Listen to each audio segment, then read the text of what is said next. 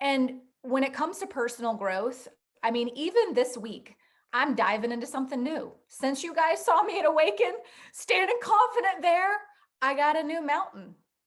I mean, there's a new one. And a few minutes ago, my external obstacle was my cats at the door. So Karen had leaf blowers and I had cats about to shred my carpet. And those are the external things that do come up. But can I tell you, most obstacles that you have to grow through in order to create the business and the life you want are internal. They're internal here, they're internal here. I don't know where your spirit is, but like feels like it's right there. There's the mind, the heart, the emotions, the spirit. That is where the majority of the obstacles are going to come. Because put two women in a room, or two men, but we're talking to women today. Put two women in a room, give them the same exact obstacle, and watch how they respond completely differently. I don't care who they are. I mean, they could even be high level leaders. They'll still respond differently. But you put two women with different experiences, one with some trauma from this area, one who's believed the lie about this, one who has a certain amount of self-confidence and another, and they'll respond completely differently to something that would be, one won't even see it as an obstacle. The other, it'll trigger the mess out of them and they're about to give up everything they ever wanted to do in this business. I mean, I've seen little things deter people and a huge things not mess with the other person, which just goes to show most of our obstacles are our own internal reactions. And I want to challenge you with this. The size of the business you want to grow and the size of the legacy and the impact of that legacy that you want to leave will determine how much you need to personally grow. I just, out of curiosity, if you came in this, and there's no judgment here, this is just me being curious.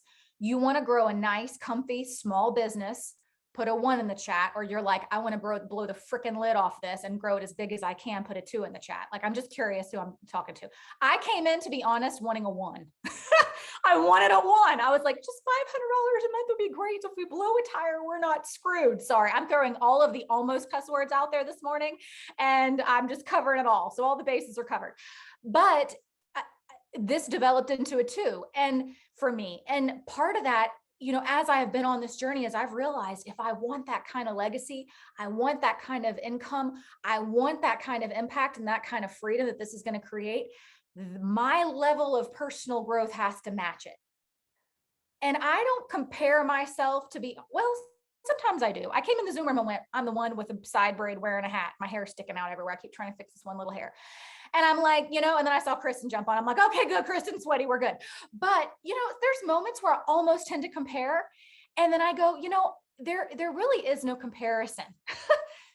There's only one me and there's only one you. And my personal growth track and how I show up is going to look completely different than yours. But I do believe, I say that to say, I do believe there is wisdom at looking at a woman who has created what you want to create in her confidence and her mindset and her business, and pinpointing not how she does her hair. Those are fun things, not her eyelashes. Those are fun things, but maybe the way she shows up and the way she shows up as a leader and as a mom, and how I learned so much from Karen and Pat at Awaken about how they lead their family. I never really got to see that. That was a huge takeaway for me, Karen. I didn't get to honor you guys with that. I was like, man, Brannon, that was huge what Nate said about you guys and honoring you.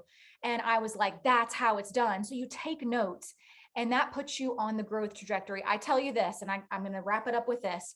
Most people fail in this one area. And if you get this one thing right, you can blow the lid off this thing.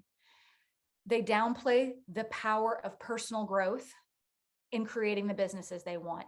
It starts and ends there. So go to, what's the one thing you're delaying on, one area you're delaying growing on, you're stalling, you got some resistance there, some personal internal resistance, whether it's in your health, your mindset, some action you're not doing.